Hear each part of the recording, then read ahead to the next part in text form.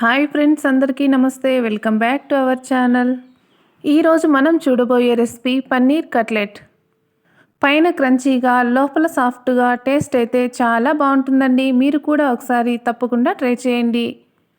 ఈ కట్లెట్ని ఇష్టపడని వారంటూ ఉండరు. ఎందుకంటే చిన్నపిల్లల నుంచి పెద్దవాళ్ళ వరకు ఎవరైనా చాలా ఇష్టంగా తినేస్తారు. ఈ కట్లెట్ని అలాగే తినవచ్చు, లేదా ఈ విధంగా టమోటా కెచప్తో అయినా తీసుకోవచ్చు. ఈ కట్లెట్స్ని ప్రిపేర్ చేసుకోవడానికి ముందుగా మనం పన్నీర్ని తీసుకోవాలి. దీనిని చేతితోనే ఈ విధంగా కొద్ది కొద్దిగా పొడి చేసుకొని ఇందులో మన స్పైస్కు తగినట్లు పచ్చిమిర్చిని యాడ్ చేసుకోవాలి. ఇందులోనే సన్నగా తరిగి పెట్టుకున్న ఉల్లిపాయలు, అలాగే టమోటా ముక్కలు, కొంచెం కొత్తిమీరను కూడా యాడ్ చేసుకోవాలి. ఇందులో కలర్ కోసం చిటికెడు పసుపు, అలాగే చిటికెడు మిరియాల పొడి, అలాగే కొద్దిగా గరం మసాలాను కూడా యాడ్ చేసుకోవాలి.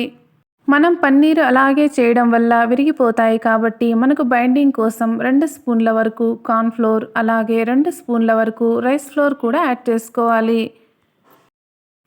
అలాగే ఇందులో రుచికి సరిపడా సాల్ట్ యాడ్ చేసుకొని దీనిని ఈ విధంగా కలుపుకోవాలి. ముందుగానే వాటర్ యాడ్ చేయకుండా ఇలా మొత్తం కలుపుకున్న తర్వాత మనం తగిన కన్సిస్టెన్సీలో 2-3 స్పూన్ల వరకు వాటర్ని యాడ్ చేసుకోవాలి. చూసారుగా, వాటర్ వేసుకున్న తర్వాత ఈ మొత్తాన్ని మరొక్కసారి కలుపుకొని మనకు ఈ కన్సిస్టెన్సీలో ఉండాలి. ఇందులో వేసిన పచ్చిమిర్చి, ఉల్లిపాయలు, టమోటా మనం తినేటప్పుడు పంటికి తగులుతూ చాలా టేస్టీగా అనిపిస్తాయి. చూసారుగా, ఈ విధంగా మనం చేతిలోకి తీసుకున్నప్పుడు కొంచెం ముద్దగా అనిపించాలి. దీనిని కట్లెట్స్ షేప్లోకి ప్రిపేర్ చేసుకోవడానికి ఈ విధంగా చేతికి కొద్దిగా ఆయిల్ని అప్లై చేసుకోవాలి. ఆ తర్వాత మనకు కావలసిన సైజులో ఈ విధంగా కొద్ది కొద్దిగా తీసుకొని ప్రెస్ చేసుకుంటూ మనం ప్రిపేర్ చేసుకోవాలి. ఇలా కొద్దిగా ప్రెస్ చేసిన తర్వాత ఇలా చేయడం వలన మనకు కట్లెట్స్ రౌండ్గా వస్తాయి. అంతేనండి, ఎంతో ఈజీగా మనం కట్లెట్ షేప్ని తయారు చేసుకోవచ్చు. ఒకవేళ మీకు పిండి ఎక్కువ లూజ్ కన్సిస్టెన్సీలో ఉంటే ఇందులో మరొక స్పూన్ వరకు రైస్ ఫ్లోర్ యాడ్ చేసుకొని మనం కట్లెట్స్ని ఈజీగా ప్రిపేర్ చేసుకోవచ్చు. ఇలా మనకు ఎన్ని కట్లెట్స్ కావాలనుకున్నా మొత్తాన్ని కూడా ఇలాగే ప్రిపేర్ చేసుకొని ఒక ప్లేట్లోకి పక్కన పెట్టుకోవాలి. ఇలా ముందుగానే ప్రిపేర్ చేసి పెట్టుకోవడం వలన మనకు డీప్ ఫ్రై చేసుకోవడానికి ఈజీగా ఉంటుంది. ప్యాన్ మీడియం హీట్ చేసుకొని ఇందులో 2-3 స్పూన్ల వరకు ఆయిల్ వేసుకొని ఈ విధంగా మనం ప్రిపేర్ చేసుకున్న ఒక్కొక్క కట్లెట్ని ఇందులో వేసుకోవాలి.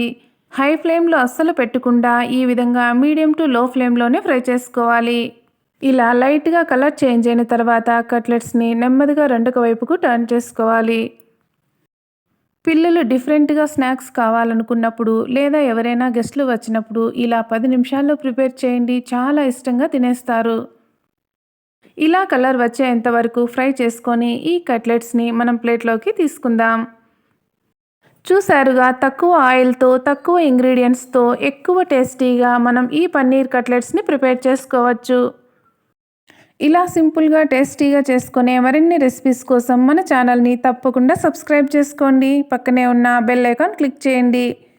ఈ సింపుల్ రెసిపీ మీకు నచ్చిందా? అయితే తప్పకుండా చివరిగా ఒక చిన్న లైక్ చేయండి. మీరు లైక్ చేయడం వలన ఈ వీడియో మరి కొంతమందికి షేర్ అవుతుంది. Thank you for watching. Have a nice day.